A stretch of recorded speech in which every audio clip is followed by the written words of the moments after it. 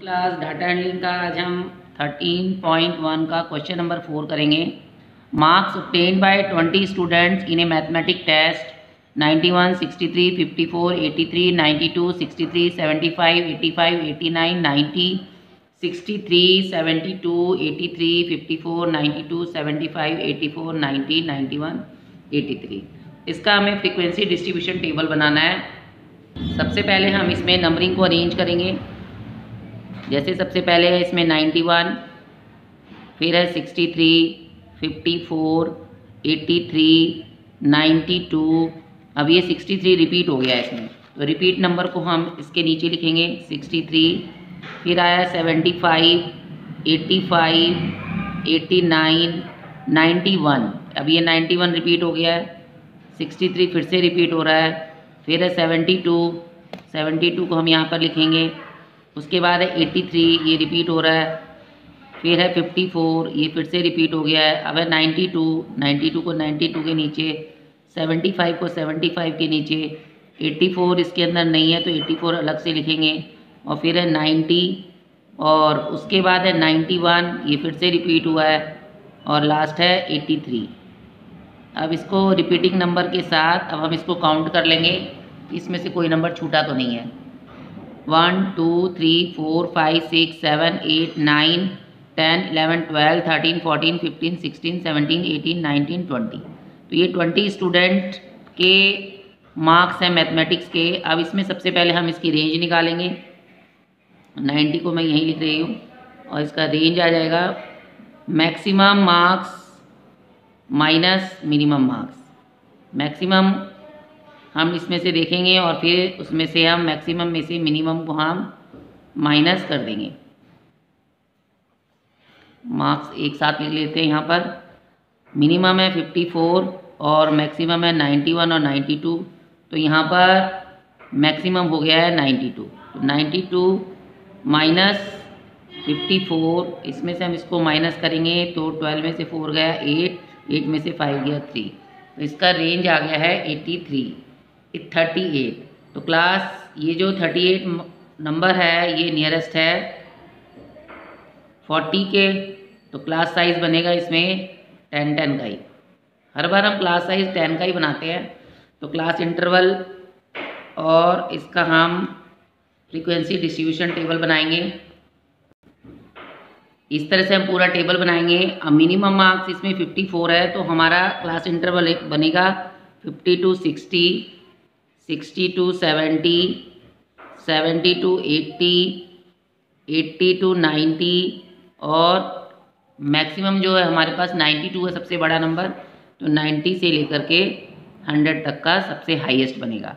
अब tally marks में हम 50 से लेकर के 60 तक के नंबर देखेंगे। 50 से लेके 60 तक में एक ही नंबर है 54, क्योंकि 60 हमें इसमें इंक्लूड नहीं करना है। तो 54 है इसमें 2। तो यहाँ पर हम इसकी फ्रीक्वेंसी हो गई है 50 से लेके 60 तक की फ्रीक्वेंसी है 2। टैली मार्क्स में भी आ गया 2। अब 60 से लेकर के 75 तक का नंबर हम देखेंगे।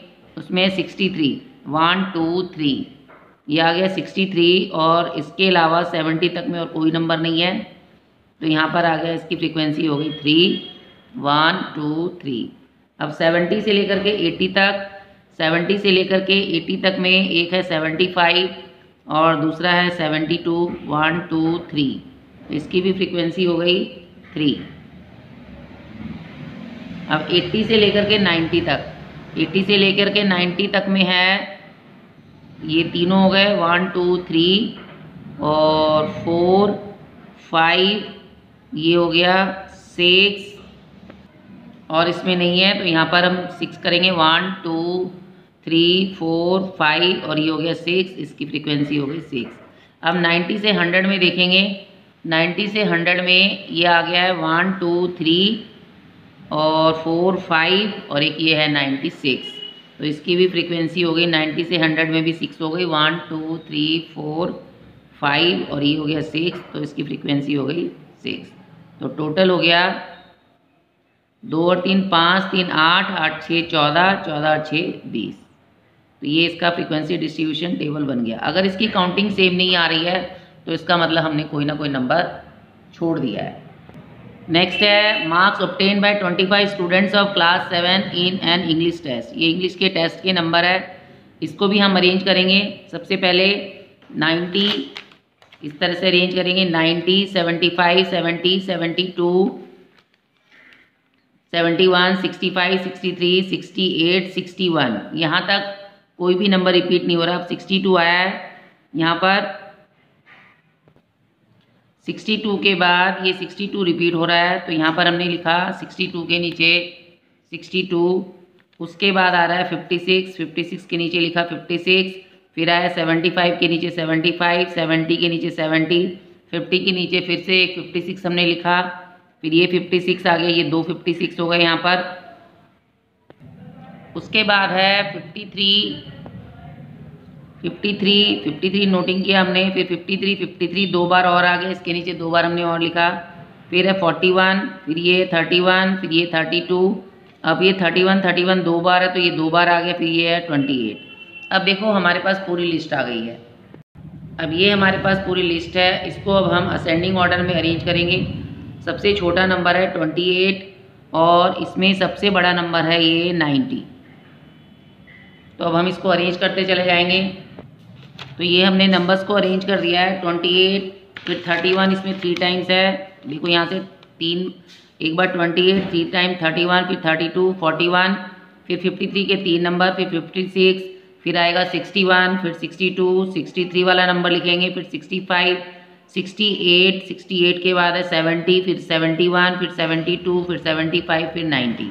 तो इस नंबर को हमने इस तरह से अरेंज कर लिया है। अब इसमें हाईएस्ट नंबर है 90 और लोएस्ट नंबर है 28। तो रेंज आ गई 90 माइनस 28 इज इक्वल टू 10 में से 8 माइनस किया 2 और 8 में से 2 माइनस किया 6।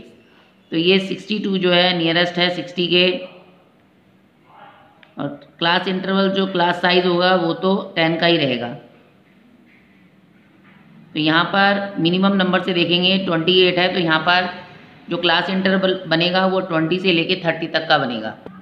इस तरीके से लास्ट नंबर 90 है, तो हमने 90 से लेकर के 100 तक का इसका क्लास इंटरवल बना लिया। अब 20 से 30 के बीच में एक ही नंबर है, वो है 28। इसमें खाली एक ही नंबर है, तो यहाँ पर इसकी फ्रीक्वेंसी हो जाएगी 1। 30 से लेके 40 के बीच में नंबर है 1, 2, 3, 4, तो इसकी फ्रीक्वेंसी भी हो जाएगी 4।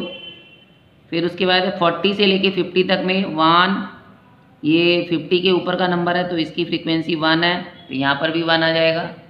उसके बाद है 50 से लेके 60 तक में नंबर देखेंगे तो 1, 2, 3, 4, 5, 6, तो यहाँ पर इसकी फ्रीक्वेंसी 6 है और टैली मार्क्स में 6 इस तरह से लिखेंगे।